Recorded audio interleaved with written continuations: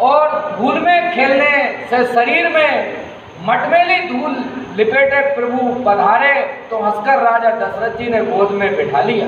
भोजन करत चपल चित रामा, इत उत अवसरो पाई सिया रामा। और भज चले चीक किलकत मुखुरामा, दधि ओदन लपटाई सिया रामा।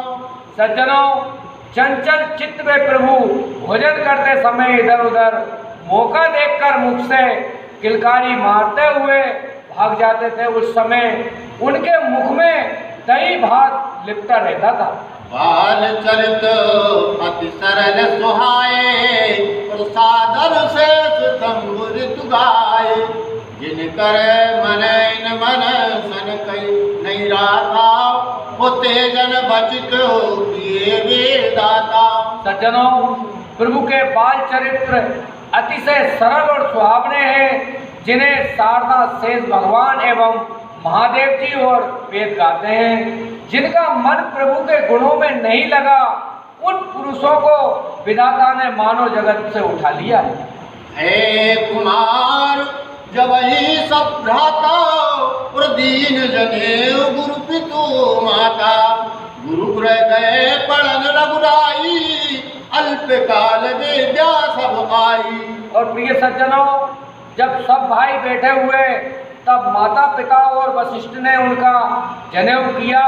पश्चात श्री रामचंद्र जी अपने भाइयों सहित गुरु के घर विद्या पढ़ने गए तो थोड़े ही समय में सारी विद्याएं आ गई। जाकी तेज सुभाए ऋतुचारी, और सोहर पड़े को तुक भारी। विद्या विनयन गुण गुणशीला, और खेल खेल सकल नृतलीला। और जिनका स्वाभाविक श्वास ही चारों वेद है, वे प्रभु पढ़े, ये बड़ा आश्चर्य है। इस प्रकार विद्या विनय और शीलता आदि गुणों में दक्ष होकर प्रभु राजाओं के समस्त खेलों को खेलते थे। करतल बाण धनुष अति सोहा, और देखत रूप चराचर मोहा। जिन भी थे विहरई सब भाई, और थकित होए सब लोग लुगाई। और सज्जनों, हाथ में धनुष बाण अत्यंत शोभायमान है, जिन्हें देखते ही चर अचर सभी मोहित हो जाते हैं।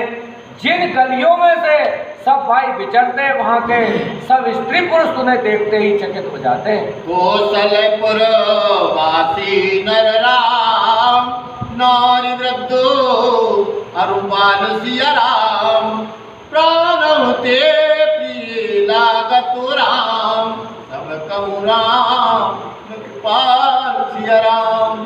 सज्जनों, इस प्रकार अयोध्या के सब अबला वृद्ध नर नारियों को कृपालु श्री रामचंद्र जी प्राण से भी अधिक प्रिय लगते थे। बंधु सखा संग ले बुलाई, वन मृग खेले जाई। पावन मृग मारे दिए जानी, दिन प्रति निर्भय देखावई आई। और सज्जनों, भाइयों और मित्रों को बुलाकर नित्य ही शिकार खेलने वन में जाते थे, और मृग पवित्र है तथा ऐसा हृदय में जानकर उन्हें मारते तथा प्रतिदिन ले आकर राजा को दिखलाया करते थे। जो मृग राम मान के मारे, और तेतन तज सिर लोक सिधारे। अनुज सखा संग भोजन करही, मात पिता आज्ञा अनुसरही। और सज्जनों, जो मृग श्री राम जी के बाण से मरते थे, वे शरीर छोड़ते ही देवलोक वैकुंठ को चले जाते हैं। छोटे भाई और मित्रों के साथ भोजन करते तथा माता पिता की आज्ञा का अनुसरण किया करते थे। जी विधि सुखी होए पुर लोगा, वो करही कृपा निधि तो संजोगा। वेद पुराना सुनई मन लाई, आप कही अनुज जन समझाई। सज्जनों, अवधपुरी के लोग जिस प्रकार सुखी हो श्री रामचंद्र जी वही उपाय करते थे। वे मन लगाकर वेद पुराण सुनते और फिर उसे स्वयं देकर भाइयों को समझाते थे। प्रातः काल उठ के रघुनाथा, मातु पिता गुरु नादई माथा, आयस मांगे करे पुर काजा, देख चरित सही मन राजा। सज्जनों, प्रातः काल उठकर श्री रामचंद्र जी माता पिता और गुरुजनों को प्रणाम करते थे और आज्ञा मांगकर नगर का ऐसा काम करते थे कि जिन चरित्र को देखकर राजा मन में बहुत प्रसन्न होते थे। व्यापक अकल अनेक अजरामा, ओ निर्गुण नाम रूप सिया रामा, भगत हेतु नाच राम, करत चरित रूप सिया राम। सज्जनों, गोस्वामी तुलसीदास जी कहते हैं, हे प्रभु, सर्वव्यापक, चेष्टा रहित, अजन्मा, निर्गुण और जिनका कोई नाम स्वरूप नहीं हो सकता है, वे भक्तजनों के हितार्थ अनेक प्रकार से अनुपम चरित्र करते हैं। ये सब चरित्र कहा में गाई, अगली कथा सुनई मन लाई। विश्वामित्र महामुनि ज्ञानी, और बसई विपिन शुभ आश्रम जानी।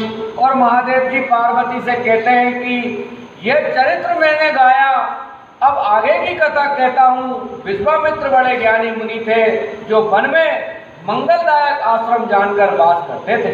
जहे जप जग जोग मुनि करही, अति मारी जो सुभाय डरई। देखत जग निशाचर धावई, और करई उपद्रव मुनि दुख पावई।